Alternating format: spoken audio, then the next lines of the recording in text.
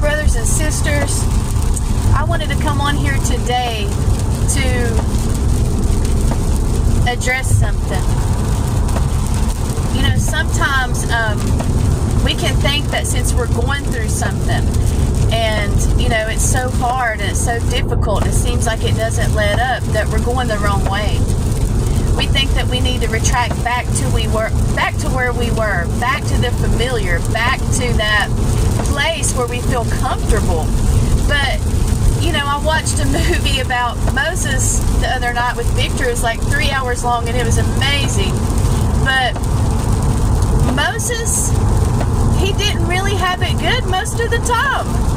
I mean, he had these people complaining and coming after him, and he had to deal with these people all the time.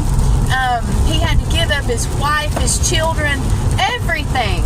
He didn't even get to make it into the promised land because he had dealt with these people so much that he just got angry and, you know, hit that rock and got the water for him. And he wasn't even able to go into the promised land. His whole life was revolved around that and getting there. Can you imagine 40 years of thinking how you're going to get in the promised land and you don't get to enter it? But he did get to enter something better than that, and that's heaven. So, I mean, we're not promised it's going to be perfect. We're not promised it's going to be comfortable. In fact, if you're too comfortable, you're going to backslide, because when you're uncomfortable, that means that you need God. And when you need God, you start speaking in tongues. You start praying. You start fasting. You start reading your word. You start seeking Him, and it keeps you on your toes. So I'm just speaking to someone today. If you think that you can just live in a comfortable life 24/7, then that's not the way, because the devil, you know, he attacks us. And that's just what he does. That's what he's here to do. That's what we're going to have to deal with until we go to heaven. You know, I heard somebody say we're either going through a battle or we're coming out, and that hit me. You're either going through one or you're coming out of one, getting ready to come into another one.